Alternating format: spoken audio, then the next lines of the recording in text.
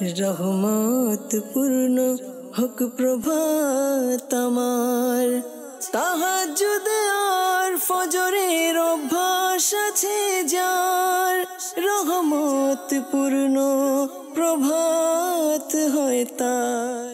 আলহামদুলিল্লাহি রাব্বিল আলামিন ওয়াসসালাতু ওয়াসসালামু আলা সাইয়্যিদিল আমবিয়াই ওয়াল মুরসালিন, আম্মা বা'দ, ফাআউযু বিল্লাহি মিনাশ শাইতানির রাজীম, বিসমিল্লাহির রহমানির রহিম।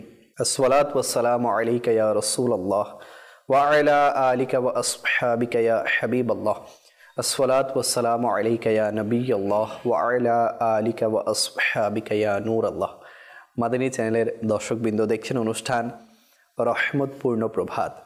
হয়তোবা অনেকেই ভাবছেন যে আজকে জাকির ভাই কই, তো জাকির ভাইয়ের পরিবর্তে আজকে আমি হোস্টিংয়ে আছি। তো যে যেখান থেকে আপনারা দেখছেন, আপনাদের সবাইকে আমাদের এই অনুষ্ঠানের পক্ষ থেকে অসংখ্য শুভেচ্ছা এবং অভিনন্দন জানাচ্ছি। তো অনুষ্ঠানের প্যাটার্ন আপনারা সকলেই জানেন। এখানে হামদে বারি তালা হয়, নাতে রসুলে মকবুল সাল্লাল্লাহু আলাইহি ওয়াসাল্লাম পাঠ করা হয় এবং একটি নির্ধারিত বিষয়ের উপর আলোচনা করা হয়। তো আসুন এই সবগুলোর দিকে যাওয়ার আগে প্রিয় নবী রসুল আরবি হুজুরপুর নূর সাল্লাল্লাহু আলাইহি ওয়াসাল্লামের আলিশান ফরমান, যে ব্যক্তি আমার উপর দৈনিক 50 বার দরুদে পাক পাঠ করবে, কাল কিয়ামতের দিন আমি তার সাথে মুসাফাহা করব। সাল্লু আলাল হাবিব সাল্লাল্লাহু তাআলা আলা মুহাম্মদ সাল্লাল্লাহু তাআলা আলাইহি ওয়াসাল্লাম, সালাতাম ওয়া সালামান আলাইকা সৈয়দি ইয়া রাসূলুল্লাহ। আপনারা ইতিমধ্যেই স্ক্রিনে দেখে নিয়েছেন যে আজকে আমাদের সাথে মোবালিকে দাওয়াত ইসলামী হিসেবে উপস্থিত আছেন আমাদের সাইফুল ভাই। হুজুর কেমন আছেন? মাশাআল্লাহ। এবং আমাদের নাতখা হিসেবে আমাদের রমজান ভাই উপস্থিত আছেন। তো আজকে আমরা কালামও শুনবো, আপনাদের রিকোয়েস্ট রাখার চেষ্টা করব, আপনাদের কল মেসেজ হোয়াটসঅ্যাপ শামিল করার চেষ্টা করব এবং সেই সাথে আমাদের যে নির্ধারিত বিষয় সেটার উপর আলোচনা করার চেষ্টা করব। আজকে আমরা বিষয় নিয়েছি মানসিক প্রশান্তি। আমাদের মানসিক প্রশান্তি কোথায় আমরা পাবো, বা আমাদের মানসিক প্রশান্তি কোথায় মিলবে? আজকে দেখুন, যদি দুনিয়ার প্রত্যেকটা মানুষকে আপনি জিজ্ঞেস করেন, সে কোনো না কোনো অশান্তির মধ্যে থাকেই। আপনি দেখবেন কেউ ব্যক্তিগত জীবনে অশান্তিতে থাকে, কেউ পারিবারিক জীবনে অশান্তিতে থাকে, কেউ সাংসারিক জীবনে, কেউ চাকরি জীবনে, কেউ ব্যবসায়িক লাইফে, কেউ সামাজিক জীবনে। অর্থাৎ যে সেক্টরে আছে সে সেই সেক্টরের মধ্যে কোনো না কোনো পেরেশানিতেই থাকে, বা কোনো না কোনো চিন্তার মধ্যে থাকে, কোনো না কোনো অশান্তির মধ্যে থাকে। তো আমরা সেই সময় কি করি, বা আমাদের কি করণীয়? সেই সময় আমরা কি করলে আমাদের সেই অশান্তিটা শান্তিতে পরিণত হবে? মানসিক প্রশান্তির জন্য কোথায় কোথায় খোঁজার জন্য ব্যস্ত হচ্ছে, কিন্তু আমার রব তাআলা মানসিক প্রশান্তি খোঁজার জন্য কোথায় যেতে বলেছেন? রাসূল করিম সাল্লাল্লাহু আলাইহি ওয়াসাল্লাম মানসিক প্রশান্তির জন্য কি করতে বলেছেন? সাহাবায়ে কেরাম আলাইহিমুর রিদওয়ান এবং পূর্ববর্তী যারা আসলাফ ছিলেন, পূর্ববর্তী যারা বুজুর্গানে দ্বীন ছিলেন, ওনারা মানসিক প্রশান্তি কোথায় খুঁজে বেড়াতেন? ইনশাআল্লাহুল করিম আমরা আজকে বিস্তারিত আলোচনা করার চেষ্টা করব। তো আমি আপনাদেরকে অনুরোধ করব যে কোথাও যাবেন না, আমাদের সাথেই যুক্ত থাকবেন। তো আসুন বিষয়ের দিকে যাওয়ার আগে আমরা একটি কালাম অনুষ্ঠানে শামিল করি, এরপর ইনশাআল্লাহুল করিম আজকে বিষয় নিয়ে আমরা আলোচনা শুরু করব। সাল্লু আলাল হাবিব সাল্লাল্লাহু তাআলা আলা মুহাম্মদ সাল্লাল্লাহু তাআলা আলাইহি ওয়াসাল্লাম। আল্লাহুম্মা সাল্লি আলা سيدنا محمد اللهم صل على سيدنا محمد اللهم صل على سيدنا محمد প্রিয় মদিনা নূরে যাবো কেমন করে, প্রিয় মদিনা নূরে যাবো কেমন করে, এ বাবা দূরে, এ বাবা দূরে, এ বাবা দূরে, এ বাবা দূরে, এ বাবা দূরে যাবো কেমন করে, যাবো কেমন করে। আল্লাহুম্মা সাল্লি আলা سيدنا محمد اللهم صل على سيدنا محمد उस रोज़ोरे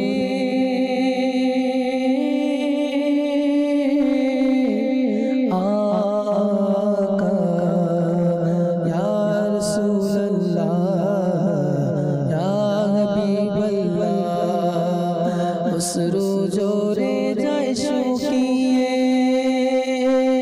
কেঁদে কেঁদে নিরালা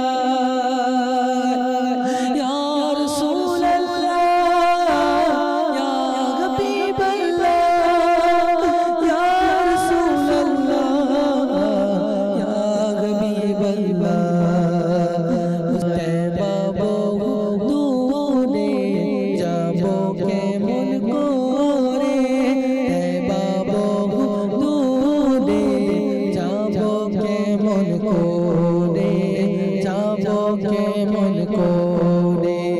اللهم صل على سيدنا محمد اللهم صل على سيدنا محمد اللهم صل على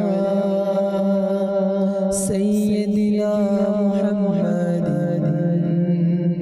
সুবহানাল্লাহ সুবহানাল্লাহ। আসলেই তয়বা বহু দূরে যাব কেমন করে। হ্যাঁ, যাওয়ার পন্থাও আছে, যাওয়ার ব্যবস্থাপত্রও আছে। যত বেশি নবী করিম সাল্লাল্লাহু আলাইহি ওয়াসাল্লামের সানাখানি করা হবে, যত বেশি ওনার ইশকের মধ্যে ডুবে থাকা যাবে, যত বেশি ওনার আলোচনা করা হবে, ইনশাআল্লাহুল করিম ওই উম্মতের উপর নবী পাকের দয়া হয়ে যাবে এবং আল্লাহ নবী সাল্লাল্লাহু আলাইহি ওয়াসাল্লাম যাকেই ডাকবেন সেই মদিনায় পৌঁছে যাবে। আমরা অনেক দেখেছি, অনেক শুনেছি, অর্থ নেই, টাকা নেই, যাওয়ার কোনো মাধ্যমও নেই, কিন্তু আল্লাহ পাকের দয়া যখন হয়ে যায়, নবী করিম সাল্লাল্লাহু আলাইহি ওয়াসাল্লামের ডাক যখন চলে আসে, তখন অর্থও জোগাড় হয়ে যায়, ধন দৌলতও জোগাড় হয়ে যায়, যাওয়ার ব্যবস্থাপত্রও হয়ে যায় এবং মাধ্যমও তৈরি হয়ে যায়। তো এই জন্য আমি আপনাদেরকে অনুরোধ করব, ডাকতে থাকুন, আরজি দিতে থাকুন, নাতে মুস্তাফা শুনতে থাকুন, রব তাআলার দরবারে দোয়া করতে থাকুন, ইনশাআল্লাহ আমার আপনারও ডাক চলে আসবে। আল্লাহ তাআলা আমাদের সবাইকে প্রিয় নবী সাল্লাল্লাহু আলাইহি ওয়াসাল্লামের ইশকের মধ্যে ডুবে থাকার তৌফিক দান করুক। অনুষ্ঠান রহমতপূর্ণ প্রভাত চলছে এবং আজকে আমরা যে বিষয় নিয়েছি তা হচ্ছে মানসিক প্রশান্তি। মানসিক প্রশান্তি কোথায়? আসুন আমরা প্রথমে সাইফুল ভাইয়ের কাছ থেকে এ ব্যাপারে মাদানী ফুল শ্রবণ করি। জি হুজুর। আলহামদুলিল্লাহি রাব্বিল আলামিন ওয়াসসালাতু ওয়াসসালামু আলা সাইয়্যিদিল মুরসালিন আম্মা বাদ। এই লিয়াকত ভাই মাশাআল্লাহ, এই রহমতপূর্ণ প্রভাত অনুষ্ঠান, বড়ই সুন্দর অনুষ্ঠান। জি, এখানের মধ্যে এক একটা বিষয় নিয়ে আলোচনা করা হয়। তো আজকে যে বিষয়টা নেওয়া হয়েছে অত্যন্ত গুরুত্বপূর্ণ একটি বিষয়, যেটা আমাদের সবার জন্য দরকার, তা হচ্ছে মানসিক প্রশান্তি। মানসিক প্রশান্তি যদিও বা শব্দটা শুনতে সহজ মনে হয়, এই জিনিসটা যদি কারোর মধ্যে না থাকে, আপনি দেখবেন তার না বাসায় ভালো লাগবে, না ব্যবসার মধ্যে ভালো লাগবে, না ঘরের মধ্যে ভালো লাগবে, না দোকানে ভালো লাগবে, মোট কথা কোনো স্থানে গিয়ে তার অন্তর স্থির হবে না। জি জি। এই যে মানসিক প্রশান্তি, জি, এটা মানুষে, এই যে মানসিক প্রশান্তি তার মধ্যে আছে কি নেই, এটা যখন চলে যায় তখন মানুষ পেরেশান, চিন্তিত হয়ে যায়। জি জি, বেশ। আমি শান্তি কোথায় পাবো? হ্যাঁ, কখনো মানসিক প্রশান্তির জন্য কেউ আছে এরকম যারা পর্যটক এলাকাগুলোর মধ্যে চলে যায়, ঘুরতে চলে যায়, সাগরের নদীর ঢেউ ঢেউ দেখে, এদিক সেদিক দৃষ্টি দেয় একটু প্রশান্তির জন্য। জি। কেউ আছে এমন যারা সিনেমা হলের মধ্যে চলে যায়, আল্লাহ আল্লাহ আল্লাহ, যেন মানসিক প্রশান্তি মিলে যায়। আস্তাগফিরুল্লাহ। কারণ সে জানে ঘরের মধ্যে যাচ্ছে, তার মানসিক প্রশান্তি আরো বেড়ে যাবে, মানে এটা তো আসতেছে না, চলে যাচ্ছে আরো। জি। মানে মানসিক প্রশান্তি মিলতেছে না, বরং অশান্তি মিলতেছে। জি। তো তার কাজের মধ্যেও মন বসতেছে না, বাসায় মন বসতেছে না, কোথাও মন বসতেছে না। তো এই প্রশান্তিটা খোঁজার জন্য মানুষের বিভিন্ন গুনাহের কাজগুলোকে বেঁচে চলে যায়। জি। আসলে গুনাহের কাজের মধ্যে তো মানুষের মানসিক প্রশান্তি থাকে না, কখনোই হতে পারে না। মানসিক প্রশান্তি এটা আসলে কি জিনিস? জি। মানসিক প্রশান্তিটা আমরা কিভাবে অর্জন করতে পারবো? বেশক বেশক। যদি আমরা আমাদের হৃদয়ের প্রশান্তি খুঁজে পাই, অটোমেটিকলি ভাবে আমাদের মানসিক প্রশান্তি চলে আসবে। সুবহানাল্লাহ। তো আমরা কিন্তু মানসিক প্রশান্তি নিয়ে চিন্তা করি কোথায় পাবো, কিন্তু আমরা এটা চিন্তা করি না যে আমরা হৃদয়ের প্রশান্তি কোথায় পাবো। আপনি লিয়াকত ভাই, মানসিক প্রশান্তি আর হৃদয়ের প্রশান্তি উভয়টাই কিন্তু সম্পর্ক রাখে। জি, যখন কারো দিল থেকে হৃদয়ের প্রশান্তি উঠে যাবে, এমনি তার কাছে মানসিক অশান্তি চলে আসবে। জি, তো যদি আমরা আমাদের হৃদয়ের মধ্যে প্রশান্তি নিয়ে আসতে পারি ইনশাআল্লাহ, তখন মানসিক প্রশান্তি এটা আমি সব জায়গায় গেলে পাবো। ঘরের মধ্যে গেলেও আমার মাইন্ড ঠিক থাকবে, ভালো লাগবে। ব্যবসার মধ্যে গেলেও ভালো লাগবে, চাকরির মধ্যে গেলেও ভালো লাগবে, বন্ধু মহলের মধ্যে গেলেও ভালো লাগবে, আমি স্কুল কলেজ ইউনিভার্সিটির মধ্যে গেলেও আমার কাছে ভালো লাগবে। মোট কথা আমি যেখানে যাব ভালো লাগবে, মন দিল চেহারা ফ্রেশ থাকবে। দেখলেও বলবে অনেক শান্তিতে আছেন মনে হয়। এরকম শব্দ আমাদের সমাজেও দেখা যায়। অনেক লোকে বলে আপনি অনেক সুখী মানুষ, অনেক লোককে দেখলে বলে আপনি অনেক সুখের মধ্যে আছেন, অনেক আপনার চেহারা দেখে বোঝা যাচ্ছে। তো আসলে যারা মানসিক শান্তির মধ্যে থাকে ওদের চেহারায় বলে ইনি মানসিক শান্তির মধ্যে আছে।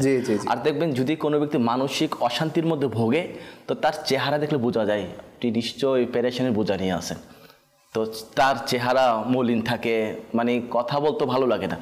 তো আসলে লিয়াকত ভাই, এই জিনিসটা আমাদের থেকে দূর করা আছে। মানসিক অশান্তি এটা কিন্তু বড় একটা খতরনাক বিষয়। অনেক সময় মানুষে এই মানসিক অশান্তির জন্য আল্লাহর পানে অনেকগুলো গুনাহের মধ্যে লিপ্ত হয়ে যায়। আপনি দেখেন না, যদি মানসিক প্রশান্তি না মিলে তখন সে মানসিক প্রশান্তি পাওয়ার জন্য আল্লাহর পানা যারা দুনিয়াদার আছে ওনারা দেখবেন আপনি গান শোনার মধ্যে ব্যস্ত হয়ে যাবে, এটা একটা গুনাহ হয়ে যাচ্ছে। টিভি দেখানে ব্যস্ত হয়ে যাবে, সোশ্যাল মিডিয়ার মধ্যে আল্লাহর পানা যেগুলা নাজায়েজ বিষয়বস্তু ওগুলোর মধ্যে কি হয়ে যাবে। এভাবে অনেক মানুষ যখন ওভারলোড হয়ে যায় অশান্তিটা, তখন অনেক মানুষকে এটাও মানে আত্মহত্যার পথ বেছে নেয়। আপনি দেখেন নিজেকে নিজে কতল করে দিচ্ছে, মানে শান্তি পাচ্ছে না, ঘরের মধ্যেও শান্তি পাচ্ছে না, কোথাও শান্তি পাচ্ছে না। এই শান্তি যখন পায় না, চারিদিকে যখন রাস্তা বন্ধ হয়ে যায়, একটা রাস্তা নিজেই খুলে নেই, আর সেটা হচ্ছে আত্মহত্যা।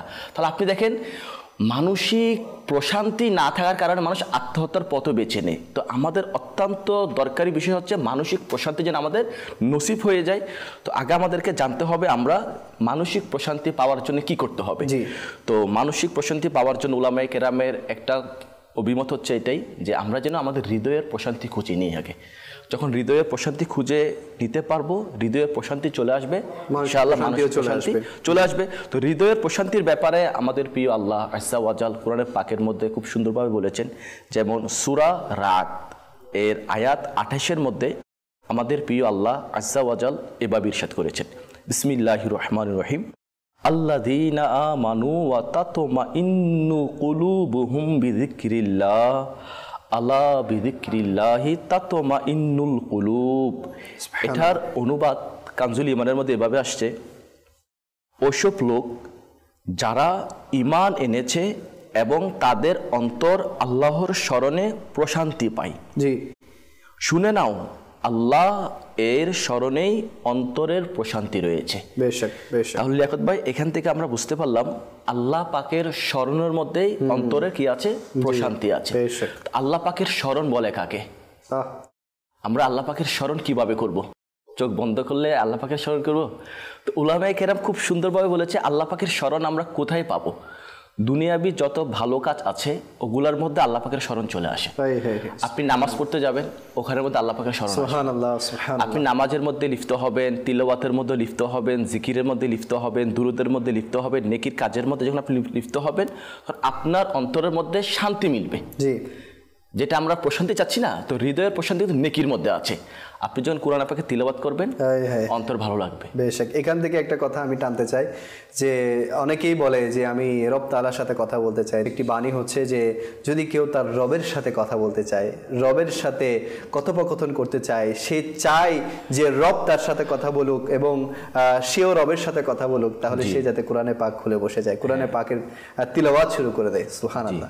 তো আসলে লিয়াকত ভাই, যে দেখেন মানসিক প্রশান্তি, হৃদয়ের প্রশান্তি নেকির মধ্যে রয়েছে, তিলাওয়াতের মধ্যে রয়েছে। তো আজ যদি আমরা আমাদের সমাজের মধ্যে তাকাই, যে সমস্ত লোকেদের দিলের মধ্যে মানসিক প্রশান্তি নাই, অন্তরের মধ্যে অন্তর প্রশান্তি নাই, তো এরাদেরকে চিন্তা করতে হবে আমি কি তিলাওয়াতকারী, আমি কি নামাজ আদায় করি, আমি কি দুরূদ পাঠকারী, আমি কি জিকিরকারী, আমি কি সৎ কাজের আদেশ দিচ্ছি, আমার দ্বারা কি ভালো কাজগুলো সংগঠিত হচ্ছে নাকি খারাপ কাজগুলো আমি করতেছি। তো আমরা যদি চাই হৃদয়ের প্রশান্তি আসুক, মানসিক প্রশান্তি আসুক, ভালো লাগুক আমার কাছে, তাহলে আমি বলবো দুনিয়াবি কোনো জায়গার মধ্যে আপনি সুখ খুঁজে পাবেন না, শান্তি পাবেন না। আল্লাহ পাক শান্তি রেখেছে আল্লাহ পাকের আনুগত্যের মধ্যে, জিকিরের মধ্যে শান্তি রেখেছে।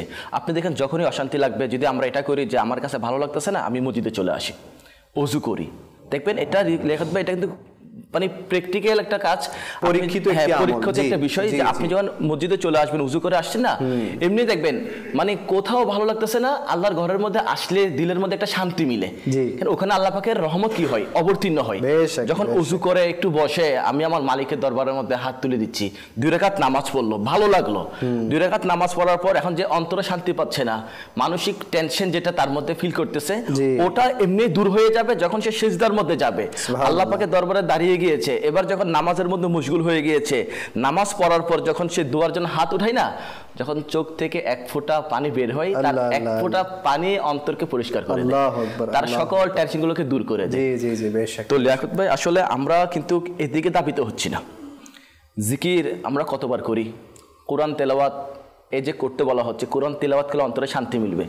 এখন যদি আমরা দেখি না কোরআন তেলাওয়াত করবো, এটা পরে আসবে, আগে তো আমাকে কোরআন তেলাওয়াত জানতে হবে। জি। এখন কতজন মানুষ আছে যারা মানসিক অশান্তির মধ্যে ভুগতেছে, আমি তাদেরকে আরজ করব, আমি কি কোরআন তেলাওয়াত পারি? জি। আমরা তো শুনতেছি মাদানী চ্যানেলের মাধ্যমে যে কোরআন তেলাওয়াত করলে অন্তরের মধ্যে শান্তি মিলবে, মানসিক প্রশান্তি মিলবে। এখন তিলাওয়াত তো আমি জানি না। জি। তিলাওয়াত শেখারও আমার কি নেই, সময় নেই, সময় নেই। এখন তিলাওয়াতের মধ্যে আল্লাহ পাকের রহমত অবতীর্ণ হয়, তিলাওয়াতের মধ্যে বান্দার দিলের মধ্যে প্রশান্তি মিলে, তিলাওয়াতের মাধ্যমে বান্দার থেকে মানসিক অশান্তিগুলো দূর হয়ে যায়, মানসিক শান্তিগুলো মিলে। তো আমাদের উচিত আমরা যখনই মানসিক টেনশনের মধ্যে ভুগবো, আমরা যেন তিলাওয়াতকে বেছে নিই, গান না শুনি। গানের মধ্যে বরং অন্তর কঠিন হয়ে যায়। অন্তর যখনই কঠিন হয়ে যাবে, অন্তর যখন শক্ত হয়ে যাবে, অন্তর যখন মরে যাবে, হৃদয় এটা যখন মরে যাবে না, তখন আপনার কাছে আর কোনো কিছু ভালো লাগবে না। আপনার শুধু মানসিক প্রশান্তি না, অন্যান্য অনেকগুলা বিপদ আপনাকে ঘেরাও করে নেবে। অবশ্যই অবশ্যই। আমি এটাও পর্যন্ত দেখেছি যে এটাও পর্যন্ত একটি বাস্তব ঘটনা ঘটেছে যে ইয়াং স্টার যারা আছে, যারা যুব সমাজ, তরুণ সমাজ, এরা দেখবেন যে যখনই তারা বাসে করে কোথাও যাচ্ছে, তাদের গন্তব্যস্থলে যাচ্ছে, যেখানেই যাচ্ছে, তারা কানের মধ্যে এয়ারপড ঢুকিয়ে দেয়, কি শোনে? গান শুনে। কেন? তারা নিজেরাই বলে, আরে ভাই শান্তিতে নাই, আরে ভাই ভালো নাই, একটু মন ভালো করার জন্য, একটু মনকে শান্তি দেওয়ার জন্য গান শুনছি। এমনও ঘটনা ঘটেছে সাইফুল ভাই, আল্লাহ তাআলার পানা, এক ইউনিভার্সিটির স্টুডেন্ট, তো সে রেল লাইন ক্রস করছে, তার কানের মধ্যে ছিল এয়ারপড, তো সে শুনছেই না যে অপর পাশ থেকে ট্রেন আসতেছে। অর্থাৎ এতই মশগুল হয়ে গেছে গানের মধ্যে, এতই সে মগ্ন হয়ে গেছে সেই গানের মধ্যে, যে ট্রেন যে আসছে সেটার আওয়াজ পর্যন্ত শুনছে না। এবং অবশেষে কি হলো? অবশেষে সেই ট্রেন তার প্রাণ নিয়ে গেল। তাহলে দেখুন, আমরা যেটার মধ্যে মানসিক শান্তি খুঁজে পাচ্ছি, সেটাই আমাদের প্রাণকে অনেক সময় নাশ করে ফেলছে, প্রাণকে অনেক সময় নিয়ে ফেলছে। যেটা আপনি বলতেছেন যে আমরা যে গুনাহের কাজে শান্তি খুঁজতেছি, ওই গুনাহের কাজে আমাকে উল্টো বিপদের মধ্যে ফেলে দিচ্ছে। তো আসলে লেখা যাবে আমাদের উচিত আমরা আমাদের অন্তর এটাকে কি করি, জি, অন্তরের প্রশান্তি খোঁজার জন্য আমরা চেষ্টা করি। গানের অল্টারনেট কি শুনতে পারে? আসলে দেখেন, গানের মধ্যে তো প্রশান্তি নাই, বরং গানের মধ্যে অশান্তি আছে। তো আমরা যদি চাই গানের বদলত আলহামদুলিল্লাহ নাতে মুস্তাফা রয়েছে, সুবহানাল্লাহ, জিকিরে ইলাহি রয়েছে, হামদে বারিক তাআলা রয়েছে না। আপনি যখনই দেখবেন ভালো লাগতেছে না, আপনি আমার নবীর বিরহে চোখ থেকে পানি বের করেন, যদি হৃদয়ের মধ্যে শান্তি না আসে আপনি আমাকে বলবেন। সুবহানাল্লাহ। এখন আমরা তো চোখ থেকে অশ্রু বের করে গান শুনে শুনে কার কথা স্মরণ করে আমাদের চোখ থেকে পানি বের হচ্ছে। আছে অনেক লোক আছে এরকম, দুনিয়ার কোনো মানুষের জন্য, দুনিয়াবি অনেক মানুষ আছে এরকম, যারা হৃদয়ের প্রশান্তি পাওয়ার জন্য কানের মধ্যে ইয়ারফোন লাগিয়ে এখন আরেকজনের স্মরণে স্মরণে চোখ থেকে অশ্রু বের করে শান্তি মিলে, শান্তি আরো চলে যায়, অশান্তি বেড়ে যায়। তখন তার অতীত মনে পড়ে, আয় হাই কিভাবে থেকে কি হয়ে গেল। এখন এই যে সে এটা ফিল করতেছে, এখন তার তো দুঃখ যাওয়ার চাই তারও বেড়ে যাচ্ছে। তো আমি বলবো, যদি সে হৃদয়ের মধ্যে প্রশান্তি চাই, তো দুনিয়াবি কোনো মানুষকে চিন্তা করে চোখ থেকে পানি ফেললে আরো বাড়বে।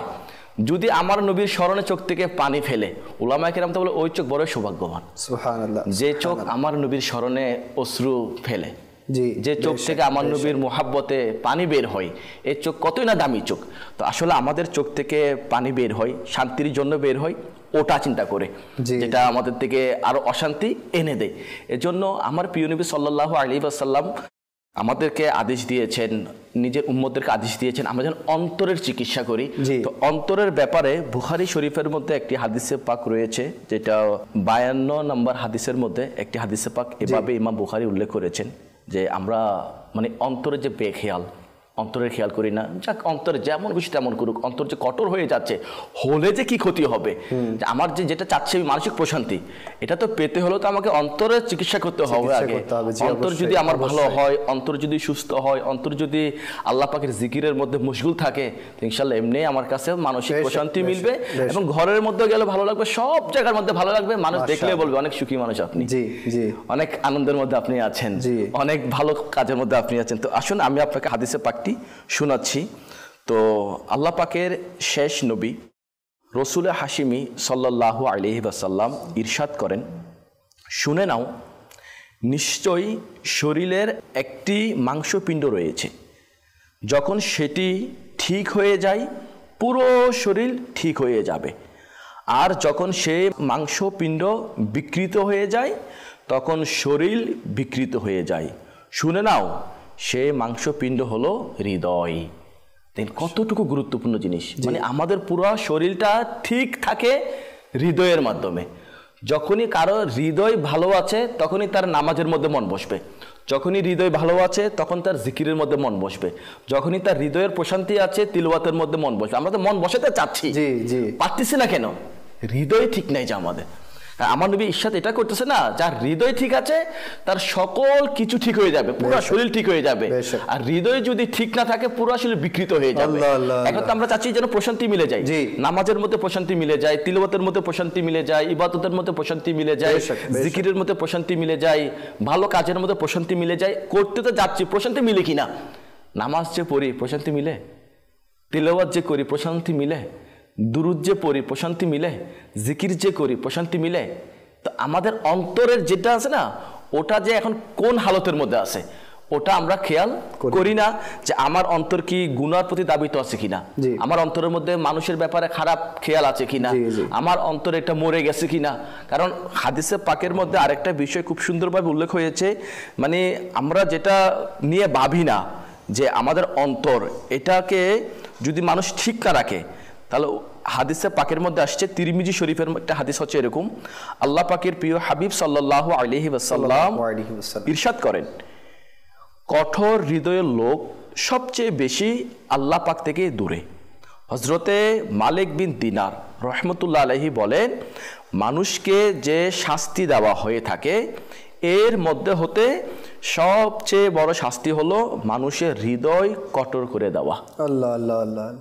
আপনি দেখেন, হৃদয় কঠোর হয়ে যাওয়া এটা কত বড় একটা শাস্তি, হৃদয় কঠিন হয়ে যাওয়া এটা কত বড় একটা, মানে আমার জন্য টেনশনের বিষয়।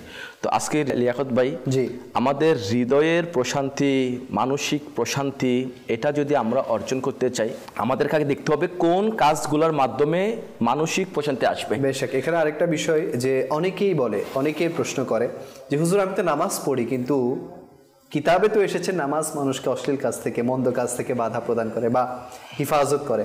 আমি নামাজ পড়ি, এরপর দেখা যায় অনেক ধরনের গুনাহের কাজে আমি লিপ্ত আছি। তো ওলামায়ে কেরাম খুব সুন্দর বলেন যে আপনি নামাজ তো পড়েন, নামাজের মধ্যে আপনার তিলাওয়াত ঠিক আছে কিনা, নামাজ যেভাবে যথাযথ আদায় করার দরকার, আমরা নামাজ পড়তেছি সকল খেয়াল দুনিয়ার প্রতি, নামাজে দাঁড়িয়েছে ঠিক, কিন্তু বিজনেসের সকল হিসাব যেন আমি নামাজের মধ্যেই করে ফেলতেছি। তো এরকম যদি অবস্থা হয়, নামাজের মধ্যে যদি আমার খুশু না থাকে, বা আপনি যেগুলোতেই বলছেন যে জিকির করেন, তিলাওয়াত করেন, এরপর আপনি দরুদ পড়েন, যা যা নেকির কাজ আমরা এখানে আজকে আলোচনা করছি, ডিসকাশন করছি, তো এগুলো করার দ্বারা কখন আমাদের ফায়দা অর্জন হবে, কখন আমাদের অন্তরের প্রশান্তি আসবে? যখন আমরা এগুলোতে একেবারে ডুবে গিয়ে এগুলোর উপর আমল করব। এখন দেখা যাচ্ছে আমি বাজাহির অর্থাৎ শারীরিকভাবে এগুলোর উপর আমল করছি, কিন্তু আমার মন ওদিকে নাই, মন আছে অন্যদিকে, তাহলে অন্তরের প্রশান্তি করতে গিয়ে, যে আপনি বলেন একটু আগে ওই ছেলেটা কানের মধ্যে হেডফোন লাগিয়ে যেভাবে মুশগুল হয়ে গেছে, নিজেকে এখানে হারিয়ে ফেলছে, এমন ভাবে হারিয়ে ফেললো দুনিয়া থেকে হারিয়ে গেছে সে।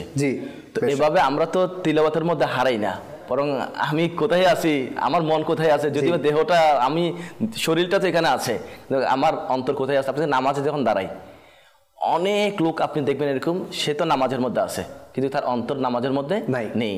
নামাজের মধ্যে কয় রাকাত পড়ছে ভুলে গেছে, কোন সূরা পড়ছে ভুলে গেছে, রুকু করব না সিজদা করব কি করব। আমি গতকালকে একজনকে দেখলাম নামাজ পড়তেছে, আমি তার দিকে লক্ষ্য করতেছি আর কি, সে এমন নামাজ পড়তেছে 2 রাকাতের মধ্যে বসার কথা না বসে দাঁড়িয়ে গেছে, জি। 3 রাকাতের সিজদা করছে, মনে পড়ছে কি করবে, এখন নামাজে ছেড়ে দিয়েছে একেবারে, মানে নামাজ ছেড়ে দিয়ে আবার নতুন করে নামাজ পড়া শুরু না করছে। জানার কারণে। হ্যাঁ, না জানার কারণে, অথচ এটা তো শরীয় হুকুম তো আছে কিভাবে জি। আদায় করতে হবে। সিজদায়ে সাহু তো মানে বিধান এখন তো আছে। আমাদের তো দেহ তো আসলে মানে শরীর তো আছে, কিন্তু আচ্ছা, এটা ম্যাক্সিমাম সময় হয়, আপনি দেখবেন ম্যাক্সিমাম মানুষের ক্ষেত্রে এই রাকাতটা ভুল হয়। কেন হয়? হ্যাঁ। নিশ্চয়ই তাদের অন্তর এখানে নাই। হ্যাঁ। না হলে তো অন্তর যদি কারো নামাজের মধ্যে থাকে, তাহলে নামাজে কয় রাকাত পড়ছে, কয় রাকাতে সে বসবে, সব ঠিকঠাক থাকার কথা। হ্যাঁ, কখনো কখনো ভুল হয়েই যেতে পারে, কিন্তু আমি ইন জেনারেল কথা বলছি। আপনি দেখবেন প্রায় মসজিদেই হালতটা হয়, প্রায় মসজিদে এই বিষয়টা দেখা যায় যে অনেকে রাকাত ভুলে যায়, অনেকে বসতে হয় কিন্তু বসে না। তো আল্লাহ তাআলার পানা, আল্লাহ তাআলা আমাদেরকে হিফাজত করুক, আল্লাহ তাআলা আমাদের সবাইকে নেকির কাজের মধ্যে মশগুল থাকার তৌফিক দান করুক। আসলেই মানসিক প্রশান্তি আছে নেকির কাজে। আপনি খারাপ কাজ করতেছেন, আপনি দেখবেন অন্তরে অন্তরে আপনার এই খারাপ কাজটাই আপনাকে অশান্তি বাড়িয়ে দিবে। যেমন আপনি কারো ব্যাপারে চুগলি করতেছেন, জি। যেমন ধরেন কেউ কারো ব্যাপারে বসে আজকে চুগলি করতেছে, এখন তার ওই মাথায় টেনশনই ঢুকে যাবে, না জানি এই চুগলি তো করে ফেললাম, কারণ আমি তো গীবত করে ফেললাম, এখন সে যদি জেনে যায় তাহলে আবার কি হবে, এটা নিয়েই সে অশান্তির মধ্যে থেকে যায়। অর্থাৎ গুনাহ আরেকটা অশান্তি মধ্যে আপনাকে ফেলে দেয়। যতই গুনাহ করবেন আপনার অশান্তির মাত্রা বেড়ে যাবে। আপনি দেখেন না, যারা আজকে অসৎ উপায় অবলম্বন করে, ঘুষ নেয়, সুদ খায়, এরপর বিভিন্ন ধরনের আপনার গুনাহের মধ্যে লিপ্ত, তারা দেখেন, তারা আমরা মনে করছি তারা অনেক সম্পদের মালিক হয়ে যাচ্ছে, অঢেল সম্পদের পাহাড় হয়ে যাচ্ছে তাদের, দেখবেন তাদের অশান্তি বেশি, রাতে ঘুম নাই, রাতে ঘুম তো নাই, টেনশন, জি কি হবে, কি করব, মানসিক টেনশনে ভুগতেছে, ওইদিকে ক্ষতি করে আসছে, হতে পারে কোনো মজলুমের ক্ষতি করছে, ওইদিকে মজলুম বদদুয়া দিয়ে দিছে, তার মানসিক প্রশান্তি তো চলে গেছে, মানসিক অশান্তি চলে আসছে। এই জন্য লেখক ভাই, আসলে আপনি যেটা বলছেন, গুনাহ মানুষের প্রশান্তিকে আনে না, বরং প্রশান্তিকে দূর করে অশান্তি নিয়ে আসে, বাড়িয়ে দেয়, আরো বাড়িয়ে দেয়। দেখবেন লেখক ভাই, আসলে আমরা যখন ছোট্ট ছিলাম তখন কিন্তু মানসিক প্রশান্তি জিনিস কি এটা আমাদের মধ্যে ছিল না। যখন একটা মানুষ ছোট থাকে, যখন সে এই তার শৈশবকাল অতিবাহিত করে, খাবার খাচ্ছে, স্কুলে যাচ্ছে, মক্তবে যাচ্ছে, খেলাধুলা করতেছে, সময় ঘুমের টাইমে ঘুমাচ্ছে, কিভাবে দিন, কোনো টেনশন নাই, ওটা মানে মানসিক টেনশন যেটা আছে না, প্রশান্তি মানে অশান্তি যেটা আছে, ওটা তো তার চিন্তার মধ্যেও নাই। যখন সে আস্তে আস্তে বড় হচ্ছে, যখন সে বুঝে চলে আসে, যখন সে বন্ধু মহলের মধ্যে যায়, গুনাহের মধ্যে দাবিত হয়, একটা মিথ্যা বলে দিল, টেনশনের মধ্যে পড়ে গেছে, শুরু হচ্ছে মানসিক অশান্তি। এটা একটা মিথ্যা বলা দেওয়ার পরে কাউকে মেরে দিছে, এবার টেনশনের মধ্যে পড়ে গেছে, মানসিক মানে অশান্তির মধ্যে ভুগতেছে, আমি যে একে মেরে দিলাম, এখন যদি এ আমাকে পাই, এর দল বললে আমার কাছে আসবে, আমি তো তার মাথা ফাটাই দিছি, আর এটা আমার হাত ভেঙে দিবে। এইভাবে দেখেন, যখন যত মানুষ বড় হচ্ছে, এক একটা গুনাহের মধ্যে দাবিত হচ্ছে, এক একটা প্যারাশানের মধ্যে সে লিপ্ত হচ্ছে, মানসিক শান্তি দূর হয়ে যাচ্ছে, অশান্তি আসতেছে। তো আসলে এটা বড়ই আমাদের জন্য শিক্ষার বিষয়। আমরা যদি চাই আমাদের দিলের মধ্যে, আমাদের অন্তরের মধ্যে, আমাদের মাঝে মানসিক প্রশান্তি আসুক, তাহলে প্রথম আমাকে গুনাহের রাস্তাগুলোকে বন্ধ করতে হবে। আপনি যদি গুনাহের রাস্তা বন্ধ না করে জিকিরের মধ্যে লিপ্ত হয়ে গেছেন, ইবাদতের মধ্যে ব্যস্ত আছেন, ঠিক আছে, ভালো কাজ তো করতেছি, তো ওটা যদি আমি অন্তর প্রশান্তি পেতে চাই, তাহলে আমাকে এটা বন্ধ করতে হবে।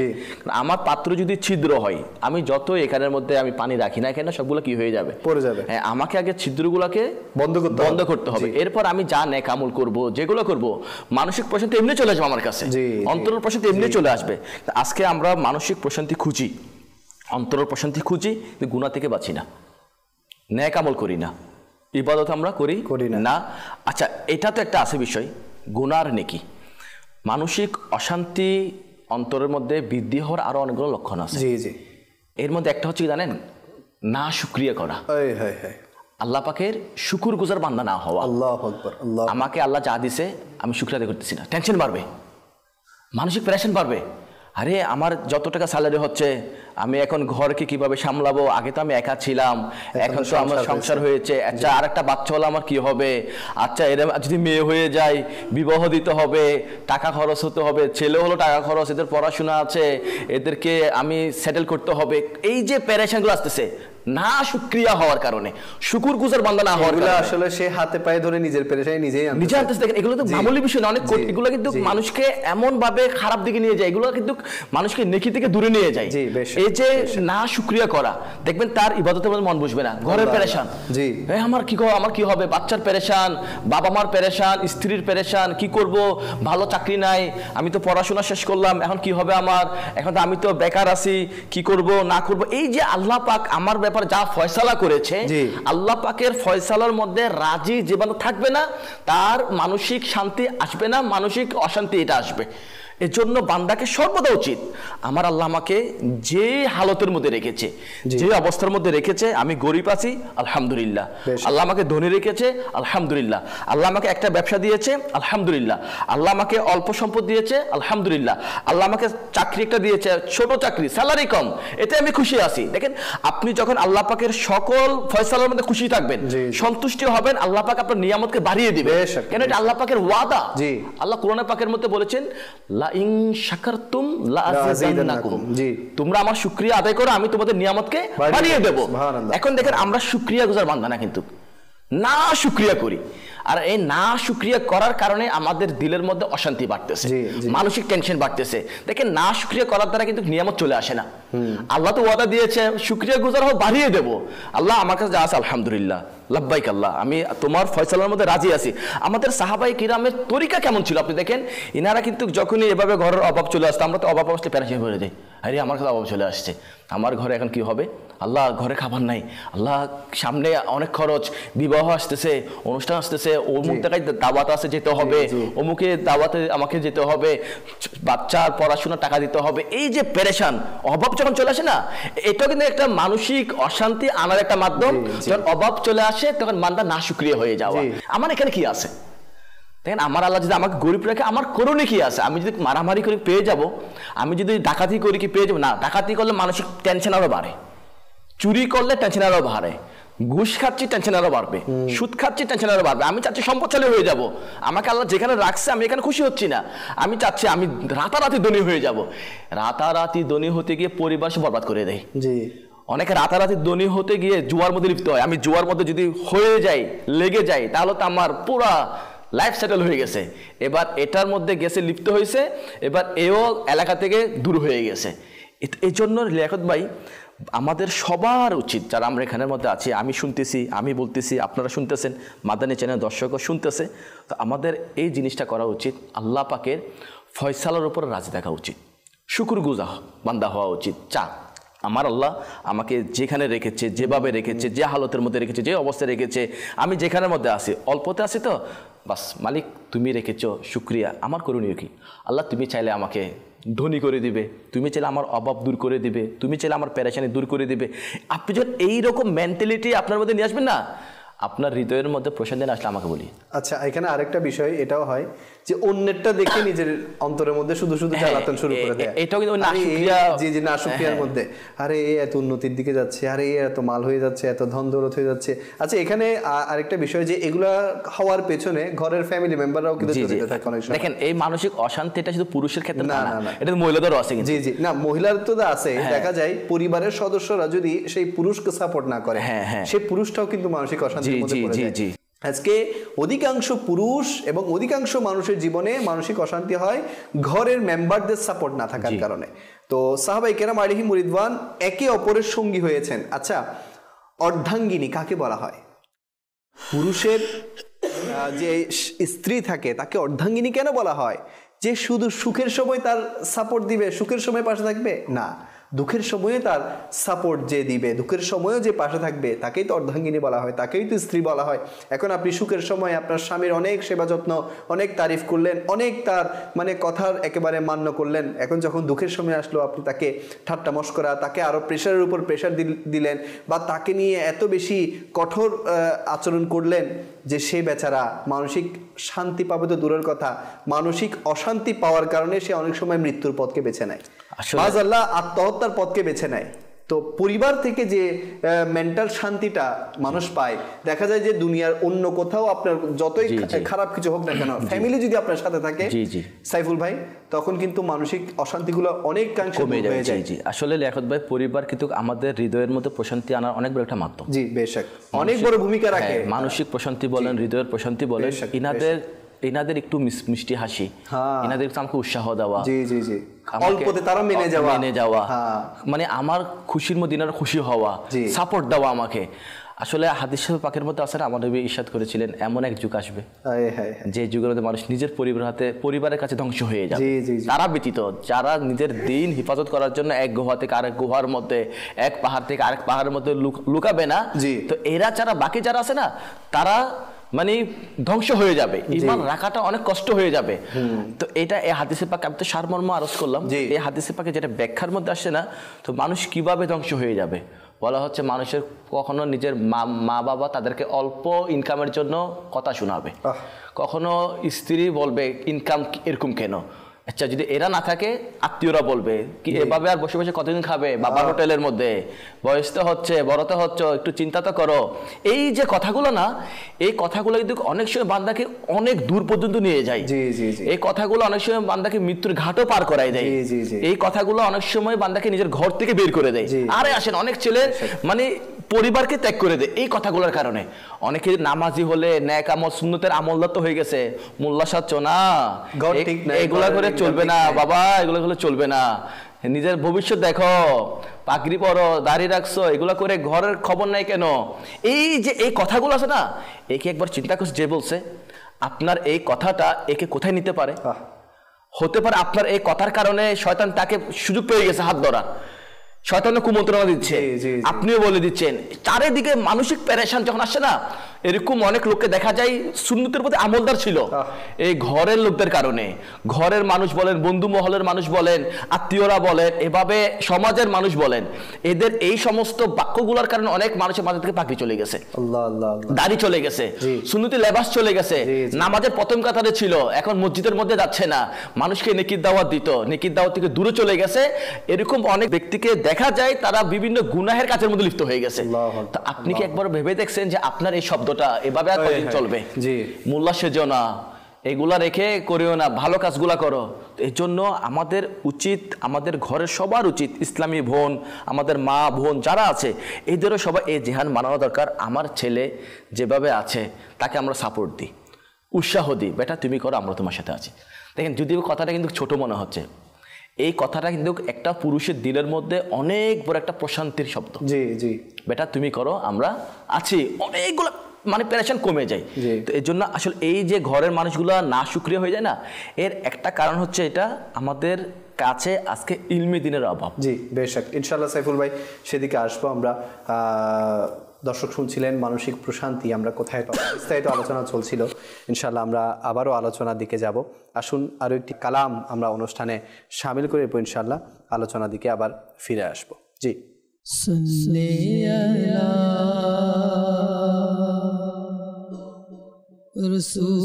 রসূলিনা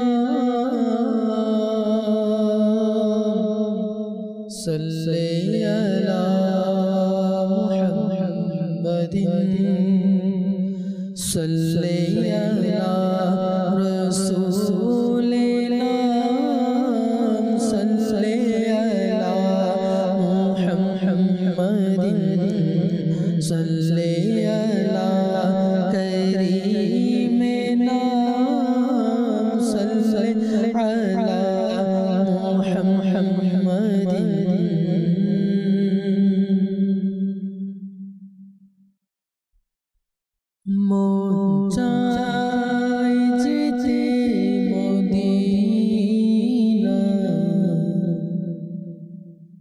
দেখব সোনার মদিনা, মন চায় যেতে মদিনা, দেখব সোনার মদিনা, মন চায় যেতে মদিনা, দেখব সোনার মদিনা একদিন আমিও যাব ডাকলে নবী মদিনা একদিন আমিও যাব ডাকলে নবী মদিনা ও চায় যেতে মদিনা দেখব সোনার মদিনা মন চায় যেতে মদিনা দেখব সোনার মদিনা আমি গে গরিব দুঃখী কিভাবে যাব মদিনা আমি গে গরিব দুঃখী কিভাবে যাব মদিনা প্রিয় নবী করুণা একদিন যাব মদিনা প্রিয় নবী করুণা একদিন যাব মদিনা মন চায় যেতে মদিনা দেখব সোনার মদিনা তোমার বিরহে কাঁদি আমি একারা তোমার বিরহে কাঁদি আমি একারা জানি না কত যে সুন্দর তুমি সোনার মদিনা জানি না কত যে সুন্দর তুমি সোনার মদিনা মন চায় যেতে মদিনা দেখব সোনার মদিনা একদিন আমিও যাব ডাকলে নবী মদিনা একদিন আমিও যাব ডাকলে নবী মদিনা মন চায় যেতে মদিনা দেখব সোনার মদিনা হাজিদের কাফেলা দেখে মন যায় আমার ছুটে বলি দুঃখ কারে আমার কে শুনি বেবলো সরওয়ার বলি দুঃখ কারে আমার কে শুনি বেবলো সরওয়ার আমি গরিব অসহায় কে হবে আমার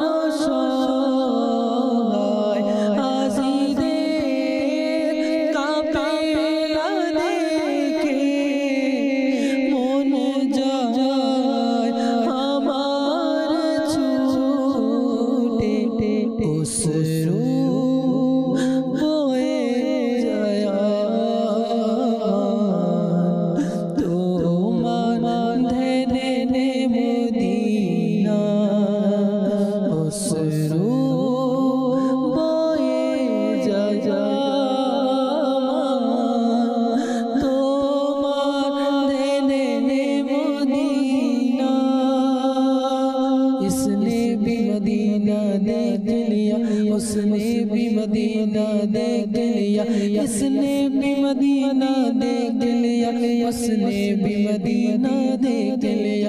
सरकार कभी तो मैं भी कहूँ, सरकार कभी तो मैं भी कहूँ, मैंने भी मदीना देख लिया, मैंने भी मदीना देख लिया। मन जाए जेते मदीना देखे वो सोनार मदीना। मन जाए जेते मदीना देखे वो सोनार मदीना, देखे वो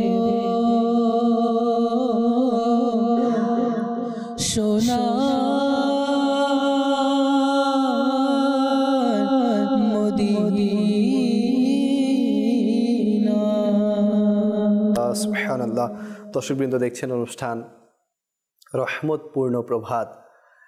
তো সেই সাথে জানিয়ে রাখি যে রজবের বাহার চলছে, রজব মাস চলছে। রজব মাস এমনিতে তো অনেক কারণে সম্মানিত, আর একটি বিশেষ কারণ হচ্ছে যে এই রজব মাসে একটি রাত রয়েছে, যেই রাত দামি হয়েছে নবী করিম সাল্লাল্লাহু আলাইহি ওয়াসাল্লামের কারণে। জি হ্যাঁ, সেই রাত হচ্ছে 27শে রজবের রাত, এবং সেই রাত খুবই সন্নিকটে।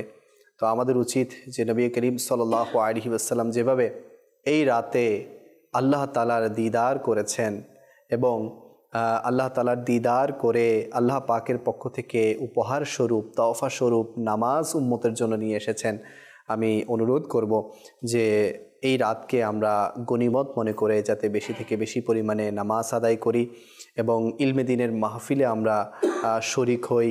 ইলমে দিনের যে ইজতিমাগুলো হয়, আলহামদুলিল্লাহ দাওয়াত ইসলামের উদ্যোগে অনেক জায়গায়, অনেক স্থানে মেরাজুন নবী সাল্লাল্লাহু আলাইহি ওয়াসাল্লাম উপলক্ষে ইজতিমায়ে জিকির ও নাতের আয়োজন করা হচ্ছে।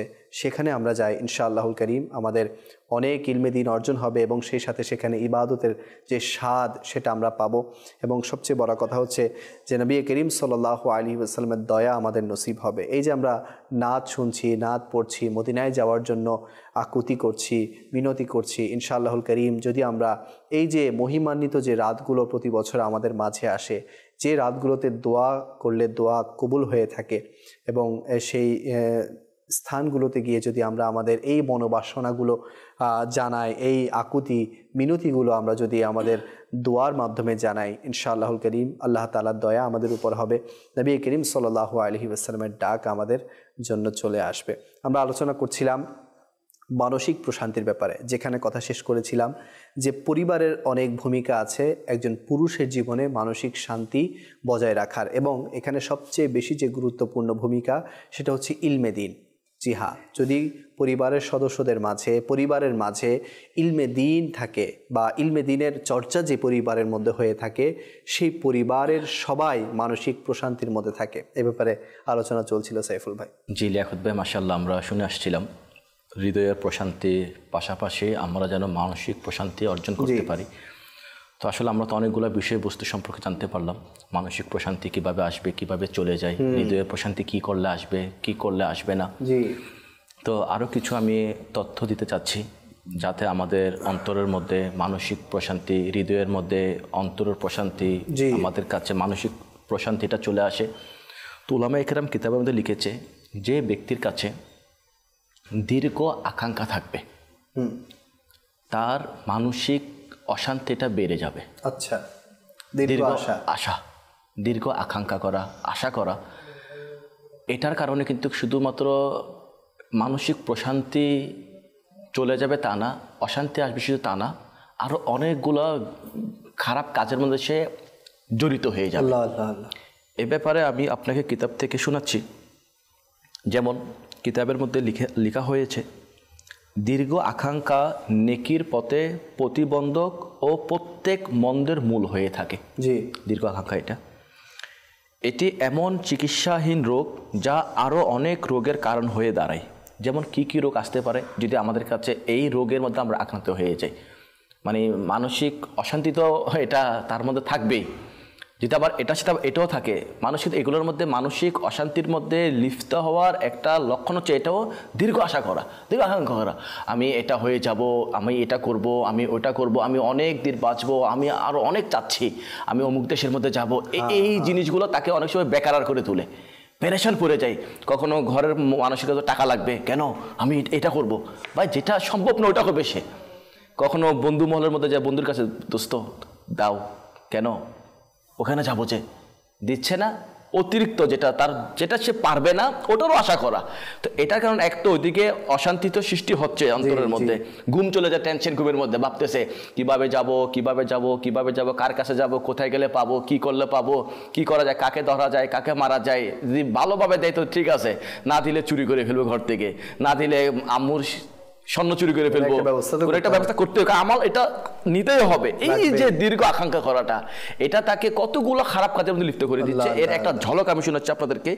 এটার একটা ঝলক হচ্ছে এরকম যে দীর্ঘ যারা আকাঙ্ক্ষা করবে এটার কারণে টাল বাহানা করার অভ্যাস হয়ে যায়, নেক কাজের মধ্যে অলসতা আসে, অন্তরের অলসতার পর্দা পড়ে যায়, দুনিয়ার ভালোবাসা বৃদ্ধি পায়, লোভ লালসা বৃদ্ধি পায়, আর দুনিয়ার লিপ্ত হয়ে পরকালকে ভুলে যায়, যার কারণে তার অন্তর কঠোর হয়ে যায় আর গুনাহের ময়লা ছড়িয়ে পড়ে। তো যে বান্দার কাছে এই জিনিসটা থাকবে, মানে দীর্ঘ আশা আকাঙ্ক্ষা, তো তার এটা মানসিক প্রশান্তি দূর করার একটা মাধ্যম। মানসিক প্রশান্তি, মানসিক অশান্তি না, কিন্তু যার কাছে এই অভ্যাস থাকবে যে আমার কাছে দীর্ঘ আশা আছে, দীর্ঘ আকাঙ্ক্ষা আছে, আমাকে তো আল্লাহ যা দিচ্ছে তাতে আমি তো না, আমি আরও বেশি লাগবে, আরও মানে যা তাতে খুশি না হয়ে আরও দীর্ঘ আশা করে, এটাকে দীর্ঘ আশা আকাঙ্ক্ষা বলে। তো এটার ব্যাপারে একটা হাদিসে পাকও আমি আরো করে দিচ্ছি, যাতে আমাদের ভালোভাবে বুঝে চলে আসে যে আমার প্রিয় নবী সাল্লাল্লাহু আলাইহি ওয়াসাল্লাম দীর্ঘ আশাবাদীদেরকে কি বলেছেন। যেমন একবার প্রিয় নবী সাল্লাল্লাহু আলাইহি ওয়াসাল্লাম হযরতে উসামা রাদিয়াল্লাহু তাআলা আনহুকে 1 মাসের ধার নিয়ে পণ্যদ্রব্য ক্রয় করতে দেখেন। তখন ইরশাদ করেন, তোমরা কি উসামার উপর অবাক হচ্ছ না যে সে 1 মাসের জন্য কেনাকাটা করছে? আল্লাহ পাকের শপথ, যখন আমি জমিনে কদম রাখি তখন কল্পনা করি যে কদম উঠানোর পূর্বে মৃত্যু এসে যায় কিনা। যখন মুখে লোকমা দিই কল্পনা হয় যে সেটা গেলার পূর্বে মৃত্যু এসে যায় কিনা। এটা কার ফিকির? আমার প্রিয় নবী সাল্লাল্লাহু আলাইহি ওয়াসাল্লামের ফিকির। চিন্তা করে দেখেন নিজের সাহাবাকে কিভাবে তরবিয়ত দিচ্ছে এবং নিজের কথা কিভাবে বলতেছে। তো এখান থেকে তো আমাদের ওই সমস্ত ইসলামী ভাই, ইসলামী বোন, ওই সমস্ত মানুষের শিক্ষা হাসিল করা চাই যারা আজকে ব্যাংকের মধ্যে টাকা জমা করে রাখছে। এটা কি আমার দীর্ঘ আকাঙ্ক্ষা নয়? জি জি। আমি বিভিন্ন ডিপিএস এর নামে যেগুলো শরীয়ত আমাকে অনুমতি দিচ্ছে না, এবার বিভিন্ন যেগুলো শরীয়ত অনুমতি নেই ওই সমস্ত কাজগুলো করা, বিভিন্ন ফিউচার নিয়ে চিন্তা করা। এখানে সাহাবায়ে রাসূল তো এনারা দুনিয়া বিমুখ ছিল, এরপরও এনাদেরকে আমার নবী কিভাবে তরবিয়ত দিচ্ছে যে উসামার প্রতি কি অবাক হচ্ছ না? 1 মাসের পণ্য কিনে রাখতেছে। তো এখন তো আমরা যদি দেখি না, আমাদের ঘরের মধ্যে খাবারের মানে রিজার্ভ থাকতে হবে। পোশাক যদি আমরা দেখি না, পোশাক গত ঈদেরটা এখনো নতুন আছে। জি। এরপরে এবারের জন্য প্ল্যানিং করতেছে, এবার আসলে রমজান আসলে, ঈদ আসতেছে, কি কিনবো, মার্কেটে সেরা কাপড় কোনটা, সেরা শাড়ি কোনটা, সেরা ড্রেস কোনটা, সেরা পাঞ্জাবি কোনটা, সেরা কে আছে ওটা আমি কিনবো। এত টাকা তো আমার সামর্থ্যের মধ্যেও নেই। অনেক সময় এইটার কারণে ঘরের মানুষ স্বামীকে, অনেক স্ত্রী আছে আমাকে এবার অমুক শাড়ি কিনে দিতে হবে, এখন থেকে ঘরের মধ্যে বিভিন্ন প্ল্যানিং। এবার ঈদের মধ্যে কিন্তু আমাকে শাড়িও লাগবে, 3 পিসও লাগবে, ওটা লাগবে, অনেক কিছু লাগবে। আচ্ছা এবার কিন্তু তোমার গতবার বাচ্চা ছিল না, এবার বাচ্চাও আছে, এদেরও লাগবে। আরে ভাই এর স্যালারি কত, এটা তো দেখো, এটা চাচ্ছ। এরকম কিন্তু লেখক ভাই এই যে জিনিসগুলা মাহে রমজান আসলে কেনাকাটা নিয়ে, এই জিনিসগুলোর মাধ্যমে অনেক সময় অনেক পরিবারের মধ্যে অশান্তি সৃষ্টি হয়ে যায়, মারামারি হয়ে যায়, হানাহানি হয়ে যায়। যেটার জন্য মারামারি করছে ওইটা দিনটাও এখনো আসে নাই। মানে ও আবার মানে ও কিভাবে সামনে আশা আকাঙ্ক্ষা, ওই জিনিসটার কারণে অনেক পরিবার অশান্তির মধ্যে আছে। অনেক সময় নিজের অশান্তি এটা পরিবারের কারণে সবার মধ্যে ছড়িয়ে পড়ে, অনেক সময় শ্বশুর বাড়ির লোকের মধ্যেও ছড়িয়ে পড়ে, নিজের কাছেও ছড়িয়ে পড়ে। যদি দেশের মধ্যে, দেশের বাইরে আমার কোনো ঘরের মানুষ থাকে এর কারণে পৌঁছে যায়। আচ্ছা এরকম হচ্ছে, তো এই সামান্য ঘরের কথাটা থেকে কোথায় পৌঁছায় গেল, অশান্তি বেড়ে গেল। এই জন্য লেখক ভাই অতিরিক্ত আমাদের আশা আকাঙ্ক্ষা না করা। এটার যদি আমরা একটা পজিটিভ সাইড দেখি, সেটা হচ্ছে কি অতিরিক্ত আকাঙ্ক্ষা করা তো আমাদেরকে এইভাবে খারাপ দিকে ফেলে দিচ্ছে না। আর যদি আমরা এটার আশাটা বাদ দিয়ে দিই, আমাদের হৃদয়ের মধ্যে প্রশান্তি মিলবে। বেশক। আচ্ছা, আশাটা যদি আমরা নেকির দিকে করি, যেমন আমি এখন কতটুকুতে আছে আমলের দিক দিয়ে আমি আশা করতেছি যে আমাকে ওই টার্গেট পর্যন্ত পৌঁছাতে হবে। আচ্ছা, আমি কোরআনে পাকের তেলাওয়াত জানি না, আমি এখন টার্গেট নিচ্ছি যে আমি মাহে রমজান আসার আগে কোরআনে পাক শিক্ষার ব্যবস্থা করে ফেলবো। তাহলে এটা আমি যতই শিক্ষার ব্যবস্থা করব, যতই সেদিকে আগাবো, ততই আমার মানসিক প্রশান্তি আসবে। না, আমি কোরআন শিখতেছি, মাহে রমজান আসতেছে, আমাকে মাহে রমজানে কোরআনে পাক পড়তে হবে। কি বলবো, মানুষের মুসলমান আজ এমন হয়ে গেছে, মানে নেকির চিন্তা আমাদের থেকে চলে গেছে। আমি তিলাওয়াত করি না, তিলাওয়াত কেন যায় সাইফুল ভাই? আমরা তো বলি যে নেকির চিন্তা চলে যাচ্ছে, আসলে কেন যায়? আমাদের উঠা বসাটা কার? জি, আসলে এটা অনেক বড় একটা আমাদের মানে এই যে উঠা বসা, আমাদের বন্ধু মহল এরা কারা আছে, এদের সহবতে আমার রং চেঞ্জ হয়ে যাচ্ছে। আমি তো ভালো ছিলাম, এর সহবতে গেছি আমি কি হয়ে গেলাম, বেনামাজির সাথে থাকলাম, যারা আল্লাহ পাকের নাফরমানি করে, বিভিন্ন গুনাহের কাজের মধ্যে লিপ্ত আছে, হারাম কাজের মধ্যে লিপ্ত আছে, সুদ গুজের মধ্যে লিপ্ত আছে, মদ্যপায়ের মধ্যে, জুয়া খেলার মধ্যে, না জানি কোন কোন গুনাহের মধ্যে জর্জরিত। ওদের সাথে উঠা বসা করা মানে আমার নেকি থেকে আমি দূরে চলে যাওয়া। এখন তো আমরা ফিউচার নিয়ে ভাবি আমার দুনিয়া কি হবে, না আমি কিভাবে সেটেল হব, আমার বাচ্চা কাচ্চা এরা তো আশা, আমি এটা চিন্তা করি না আমি মরলে কি হবে, আমার কবর কি হবে, আমার আখিরাত কি হবে, আমার নেকি কতটুকু আছে। আপনি দেখেন এই যে আপনার 1 জানুয়ারি যখন আসছিল, মানুষ কত চিন্তা ভাবনা, 25 সালে আমি এটা করব ওটা করব, আমার ব্যাংক ব্যালেন্স হয়ে যাবে, গাড়ি বাড়ি হয়ে যাবে, টার্গেট নিতে হচ্ছে আমাকে। 24 সালে তো আমার অনেক কিছু হয় না, চাকরি ভালো হয় না, পড়াশোনা শেষ করলাম, এবার আমি 24 সালের মধ্যে কিছু করতে পারি নাই, 25 সালের মধ্যে আমি যা কিছু করে দেখাবো। আচ্ছা, অনেক সময় ঘরের মধ্যে বলে, বেটা 24 সালে কিছু হয় না, কিন্তু 25 সালে করে দেখাতে হবে। এবার ঘরের মানুষ তাকে কি দিচ্ছে, 25 সালের মধ্যে লাইন তো হয়ে যাও, 24 সাল তো শেষ করছো, এভাবে হেলায় দুলায় খেলা করতে করতে। এই যে ঘরের মানুষ থেকে দুনিয়া চাওয়ার আশা দিচ্ছে, নিজের কাছে দুনিয়া চাওয়ার আশা বাড়তেছে। এই যে আমরা আজকে ব্যাংক ব্যালেন্স, অর্থ সম্পদ, এইগুলোর চিন্তা ভাবনা আমাদের মধ্যে আছে, কিন্তু আমাদের চিন্তা নেই এটা আমি কবরের মধ্যে গেলে প্রশ্ন উত্তর দিতে পারবো কিনা, আমি আমার রবের দরবারে যে দাঁড়াবো, আমি আমার রবকে কি উত্তর দেব, আমার ফয়সালা কি হবে, আমার আমল নামা কি আছে, নেকি কি আছে। এই যে নেকির চিন্তা ভাবনা, আশা আকাঙ্ক্ষা, এগুলো আমাদের মধ্যে দিন দিন কমে যাচ্ছে অসৎ লোকের কারণে এবং নিজেও গুনাহের মধ্যে থাকার কারণে। এর জন্য আমরা যদি আশা আকাঙ্ক্ষা করি, নেকির জন্য করা যায়, ভালো দিকে করা যায়, ইনশাআল্লাহ ভালো কাজের নিয়ত করলেও সওয়াব পাওয়া যায়। আর যদি আমরা খারাপ কাজের নিয়ত করি, আল্লাহ না করুক, এটার মধ্যে লিপ্ত হওয়ার সম্ভাবনা আমাদের বেশি আছে। তো লিয়াকত ভাই, আমি আরেকটা জিনিস আরজ করতে চাচ্ছি, সেটা হচ্ছে এই, আমাদের কাছে মানসিক প্রশান্তি এটা দূর হয়ে যাওয়ার জন্য উলামায়ে কেরাম কিতাবের মধ্যে লিখছে, মানসিক প্রশান্তি যে দূর হয়ে যায় এর একটা কারণ হচ্ছে নাকি হিংসা। যখন কোনো বান্দা হিংসার মধ্যে লিপ্ত হবে, তখন তার কাছ থেকে মানসিক প্রশান্তি দূর হয়ে যাবে। আপনি দেখবেন ঘরের মধ্যে 1-2 ভাই আছে, 3 ভাই আছে, এখন বড় ভাই সে মালদার হয়ে গেছে, এবার ছোট ভাই দিলের মধ্যে অশান্তি। যদি ছোট ভাই বিয়ে করে থাকে, এবার ছোট ভাইয়ের ঘরওয়ালিও বলতেছে, দেখো তোমার ভাই কি করে ফেলছে, তুমি কি করতেছো, ওদের ঘরের মধ্যে ফ্রিজ আছে, ওদের ঘরের মধ্যে টিভি আছে, মাসে এত টাকা ইনকাম করতেছে, এখন তোমার কি আছে। এখন এদেরগুলো দেখে আমার দিল জ্বলতেছে, আমার ভাইয়ের গুলো দেখে আমার দিল জ্বলতেছে। আচ্ছা, কেউ যদি সম্পদশালী হয়ে গেছে, আমার দিল জ্বলতেছে। এটা একটা মানসিক একটা টেনশন কিন্তু তার কাছে। আচ্ছা, কেউ আমার ঘরের মধ্যে, আমার পাশের ঘরের মধ্যে, এর ঘরে 4টা ছেলে 4টা ইউকের মধ্যে আছে, এবার আমার দিল জ্বলতেছে। আর ভাই তোমার কেন জ্বলতেছে, আল্লাহ পাক একে দয়া করছে, চলে গেছে, যার ব্যাপার যেটা লেখা আছে সেটা হয়ে গেছে, আমার কেন দিল জ্বলতেছে। আল্লাহ যদি কাউকে দুনিয়াবি মালদার দিয়ে ধনী করে দেয়, আমার কেন দিল জ্বলবে, এখানে আমার হাত কি আছে, আমার তো হাত নাই এখানের মধ্যে। তো এই কারণে মানুষের উপরে উঠলেও আমার কারণে হবে না, সে নিচে নামলেও আমার কারণে হচ্ছে না, আল্লাহ তাকে দিয়েছে, এটা আল্লাহ পাকের মর্জি। আমরা এটার মধ্যে লিপ্ত হওয়া মানে, হিংসার মধ্যে লিপ্ত হওয়া মানে অশান্তি। এটা ঘুমালো কিন্তু হিংসুকরা কি জ্বলে, সে নিজের আগুনে জ্বলে, হিংসার আগুনে সে জ্বলে যাচ্ছে, তার নেকি থেকেও দূরে হয়ে যায়, মানসিক টেনশনের মধ্যে পড়ে, মানসিক শান্তি এটা তো খুঁজে পাবেই না।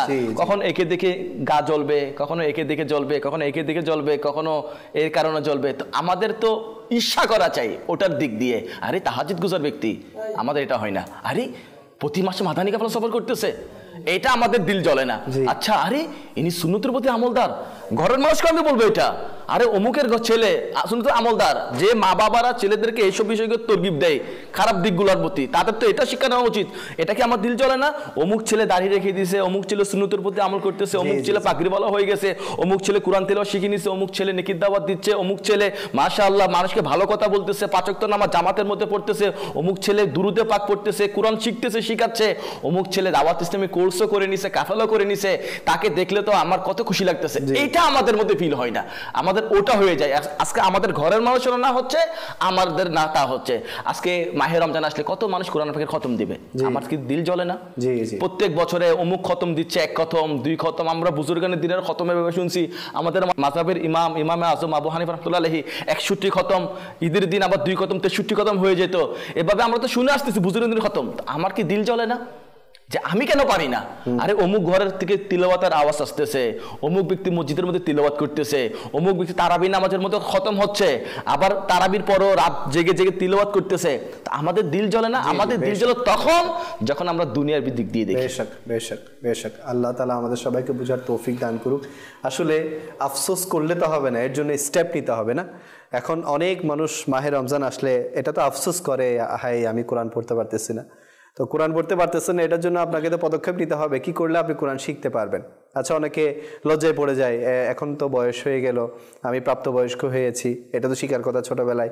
তো লজ্জার কিছু নাই, আপনি হয়তো বা কেউ শিখেছেন ভুলে গিয়েছেন, আবার কেউ একেবারেই শিখেন নাই, তো শিক্ষার তো কোনো বয়স নাই। কিতাবের মধ্যে এসেছে দোলনা থেকে কবর পর্যন্ত মুসলমানের জন্য শিক্ষার মানে যে ধারাবাহিকতা, এটা বজায় রাখা উচিত। তো শিখার কোনো বয়স নেই। আমি যদি আল্লাহ পাকের কাছে তওবা করি যে আল্লাহ আমি পূর্বে যত তিলাওয়াত আমার ছুটে গিয়েছে বা তিলাওয়াতের কারণে আমার নামাজ নষ্ট হয়েছে, আমি এর জন্য তওবা করছি, আল্লাহ তাআলা চাইলে তওবা কবুল করেনেওয়ালা, আল্লাহ কবুল করে নিতে পারে।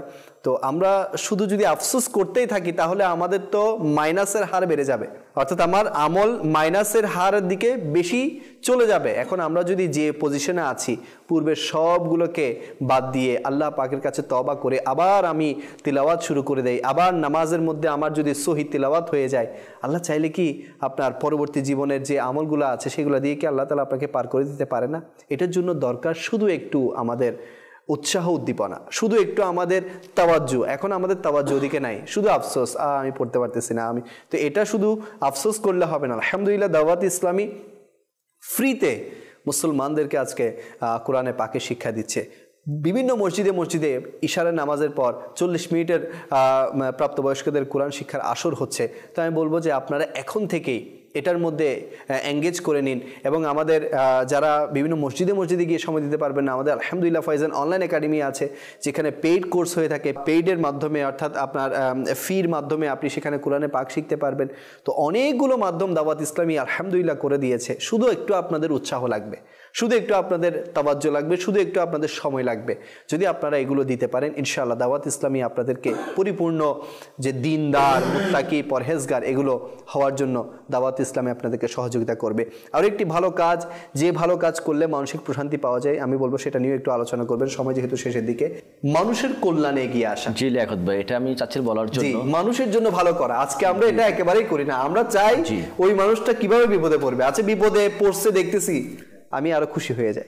এই ব্যাপারে আপনি কিছু বলবেন? এটা বলতে চাচ্ছি, এটা যদি আমরা আমাদের মানসিক প্রশান্তি চাই না, তো উলামায়ে কেরাম আমাদেরকে এটা ইরশাদ করতেছে, যদি হৃদয়ের মধ্যে অন্তরের মধ্যে শান্তি, মানসিক প্রশান্তি পেতে চাও, তাহলে অসহায় দরিদ্র লোকের সাহায্য করো, এতিমকে খাবার খাওয়াও, গরিবদেরকে তুমি খাবার খাওয়াও, গিয়ে এদেরকে শীত আসছে, শীতের বস্ত্র এদেরকে দাও, এদের খিদমত করো। দেখবেন আমার কাছে যখন মানসিক অশান্তি, আমি জর্জরিত হয়ে গেছি, মানসিক অশান্তি, পেরেশান, ভালো লাগতেছে না, আপনি ছুটে চলে যান রাস্তার মধ্যে, আপনি চলে যান আপনার প্রতিবেশীর মধ্যে, কে অভাবের মধ্যে আছে, কে দুঃখের মধ্যে আছে, কে কষ্টের মধ্যে আছে।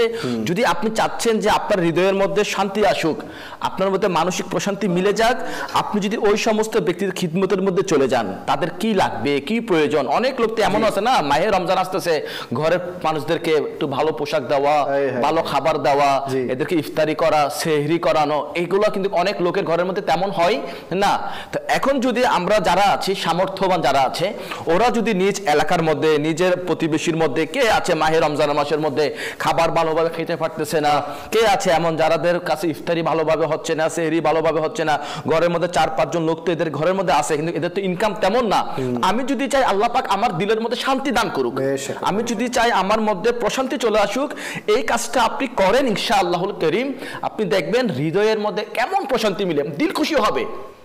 এরা যখন দোয়া দিবে না, মুসলিম ব্যক্তি, অসহায় ব্যক্তি, যখন আপনি এদেরকে সাহায্য করলেন, এদেরকে আপনি সেহরি ইফতারের ব্যবস্থা করে দিলেন, এদেরকে আপনি কি একটু ভালো কথা বললেন, উৎসাহ দিলেন যে টেনশন করেন না, ইনশাল্লাহ আমি আছি আপনাদের খিদমতের মধ্যে, ইনশাল্লাহ যা লাগে আমি আপনাদেরকে দেব, এভাবে উৎসাহ দেওয়া, কিছু কিছু দেওয়া, এদেরকে যারা আছে প্রতিবেশীর মধ্যে দেওয়া, তো দেখবেন এরা যখন খুশি হয়ে দোয়া দিবে ইনশাআল্লাহ এনাদের মুসলিমের দোয়া, অভাবীর দোয়া এমন ভাবে কবুল হবে, এটা তো দিল খুশি হয়ে এমন নিঃশ্বাস ছাড়ে, খুশি নিঃশ্বাস, আল্লাহ আমাদের জন্য এই লোককে ব্যবস্থা করে দিয়েছে, তুমি তোমার শুকরিয়া মালিক, আল্লাহ তুমি তাকে মালদার বানিয়ে দাও, আল্লাহ তুমি তার পেরেশানিকে দূর করে দাও। মানে এই যে দোয়া আসতেছে না, এটা কিন্তু এমনি আসে না, এটা যখন হৃদয়ের মধ্যে খুশি প্রবেশ হয়, ওই খুশি থেকে এমন দোয়া আসে না, বান্দার তাকদীরও চমকিয়ে যায়। অনেক সময় দেখা যায় সাইফুল ভাই যে হয়তো আমরা মানুষের কোনো একটা ছোট কাজে এগিয়ে আসলাম, জি, এই ছোট কাজটা না আল্লাহ পাকের দয়ায়, এই ছোট কাজটা আল্লাহ পাক যে আমার কত বড় কাজকে সমাধান করে দেয় সেটা আমরা নিজেরাও মানে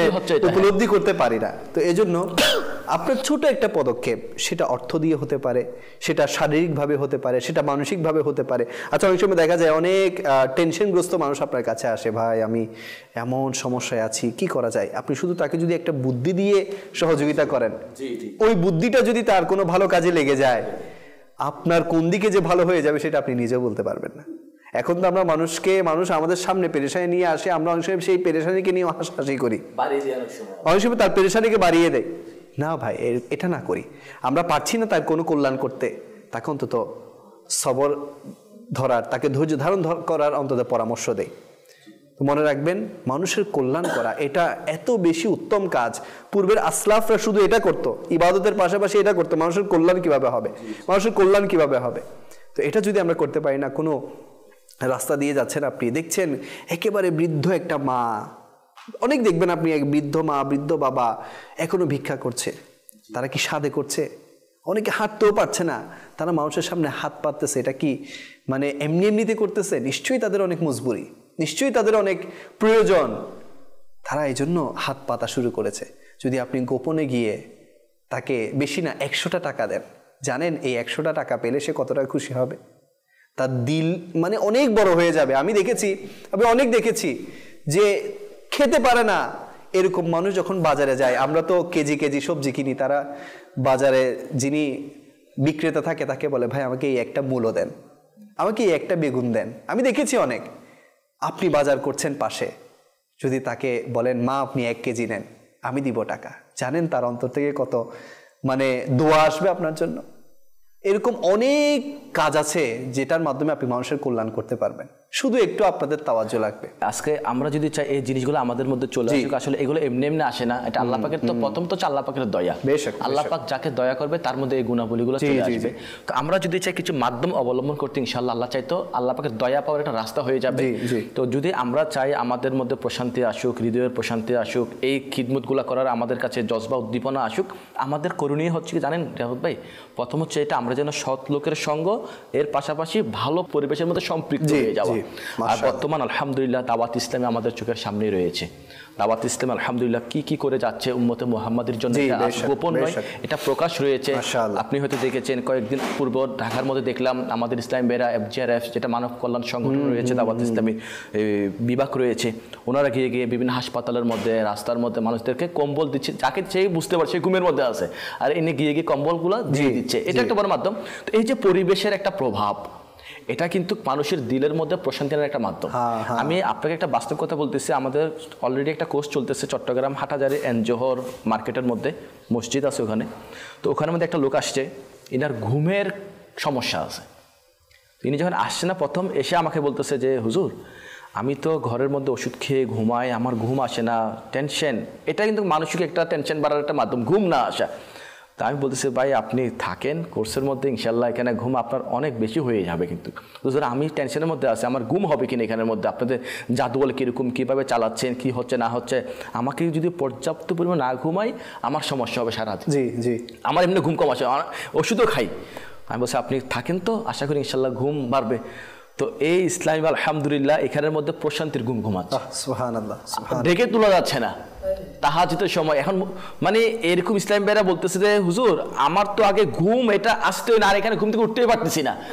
অনেক মানুষ দেখবেন ঘুম না আসলে পেরেশান, চিন্তা, টেনশন, কখনো ওষুধ খেয়ে নিচ্ছে, ঘুমের ওষুধ খাচ্ছে, আসে না, চোখ বন্ধ, 1 ঘন্টা হয়ে গেল, 2 ঘন্টা আবার চোখ খুলে গেছে, হায় রে ঘুম আসে না। কখনো ছাদের মধ্যে বসে আছে, আকাশ দেখতেছে, চাঁদ দেখতেছে, তারা দেখতেছে, কখনো মোবাইলের মধ্যে ব্যস্ত হয়েছে। কি ব্যাপার ভাই, ঘুম নেই ভাই? ঘুম এটা আল্লাহ পাকের নিয়ামত, কিন্তু এটা হৃদয়ের প্রশান্তির একটা মাধ্যম। এই যে ঘুম আসাটা, এটাও দাওয়াত ইসলামের পরিবেশের মধ্যে এসে মিলে যায়। মাশাআল্লাহ, তো মাশাআল্লাহ। এভাবে আমি বলবো এটা মাদানী পরিবেশ দাওয়াত ইসলামে আমাদের সামনে আছে। আপনারা যারা এই রোগে আক্রান্ত, মানসিক রোগী যারা আছে, ঘুম আসে না বা মানসিক পেরেশানি, অশান্তি নিয়ে ভুগতেছি, টেনশন, চিন্তা, জর্জরিত আছি, তাদেরকে আমি একটা পরামর্শ দিব। আলহামদুলিল্লাহ, যারা যুবক আছি, যারা আমরা প্রাপ্তবয়স্ক আছি, পুরুষ যারা আছি, এদের জন্য দাওয়াত ইসলামের সুবর্ণ সুযোগ করে দিয়েছে আলহামদুলিল্লাহ। মাহে রমজানে 1 মাসের ইতিকাফ, মাশাআল্লাহ, আলহামদুলিল্লাহ। মাহে রমজানে 1 মাসের ইতিকাফ বাংলাদেশের প্রায় জায়গার মধ্যে হবে। আমি মাদানী চ্যানেল দর্শক আপনাকে দাওয়াত পেশ করব, যারা শুনতে পাচ্ছেন, তো আপনাদের ঘরের মধ্যে যারা পুরুষ আছেন, যারা প্রাপ্তবয়স্ক হয়েছে, তাদেরকে আপনি দাওয়াত ইসলামের 1 মাসের ইতিকাফের মধ্যে পাঠিয়ে দিন ইনশাআল্লাহ। এই যে বিষয়গুলো আলোচনা হয়েছে সবগুলা বিষয় আবার সেখানে জানতে পারবে। মাশাআল্লাহ, মানে সবর খাওয়া, কিভাবে সবর ধরতে হবে, কিভাবে শুকরিয়াগুজার বান্দা হতে হবে, তিলাওয়াত কিভাবে করব, দুরুদ কিভাবে পড়ব, জিকির কিভাবে পড়ব, অন্তর পছন্দ কিভাবে মিলবে, মানে বয়ান হবে, জিকির হবে, তিলাওয়াত হবে। আমরা তো ইতিকাফ দেখি না, পর্দা লাগিয়ে বসে থাকি এখানের মধ্যে। দাওয়াত ইসলাম ইতিকাফ যাই একবার করছে না, সে বারবার করবে। কারণ এখানে কি হয়, ইতিকাফের মধ্যে কুরআন পাকের তিলাওয়াত হয়, নাতে মুস্তাফা হয়, দোয়ায়ে মদিনা সুবহানাল্লাহ, এমন ভাবে জিকির ইলাহির লিপ্ত হয়ে যায়, তারাবির নামাজ, এরপর সেহরির সময় এক মঞ্জর, সেরকম মানে আলিশান দৃশ্য বলি। আবার ইফতারির সময় আলহামদুলিল্লাহ সেহর ইফতারের ব্যবস্থা, নাতে রসুল, দোয়ায়ে আত্তার, দোয়ায়ে মদিনা এবং দোয়ায়ে ইফতার, মানে এমন ভাবে মানুষ কান্না, আপনি দেখবেন এদিকে কান্না করতেছে, এদিকে কান্না করতেছে, এদিকে ভাই কান্না কেন করতেছো, কিসের আশায়, দুনিয়ার প্রিপারেশনের কারণে? না না, আমার নবীর মুহাব্বতে, না না, আল্লাহ পাকের ভয়ে আমি কান্না করতেছি। এই যে অন্তরের প্রশান্তি বলেন, মানসিক প্রশান্তি বলেন, যদি এটা আমরা পেতে চাই, আমি বলবো জিন্দেগি একবার হলেও এবার নিয়ত করেন ইনশাআল্লাহ দাওয়াত ইসলামের ইতিকাফ করবো ইনশাআল্লাহ। মাশাআল্লাহ, আমাদের অন্তরের মধ্যে এগুলো মিলে যাবে। মাশাআল্লাহ। দর্শকবৃন্দ, আপনারা খুব সুন্দরভাবে শুনলেন যে মানসিক প্রশান্তি আসলে কিভাবে মিলবে। তো দাওয়াত ইসলামী খুব সুন্দর একটি মাধ্যম, এবং সামনে দাওয়াত ইসলামীর 1 মাসের ইতিকাফের আয়োজন হচ্ছে। তো আমি বলবো যে এখানে সবাই চলে আসুন ইনশাআল্লাহুল কারীম। মানসিক প্রশান্তি আসলেই যে কিসে, সেটা আপনারা প্র্যাকটিক্যালি বুঝতে পারবেন। আল্লাহ তাআলা আমরা যা কিছু শুনেছি এর উপর আমল করার তৌফিক দান করুক। আজকে এতটুকুই, আপনাদের সুস্থতা কামনা করে এখানে শেষ করছি।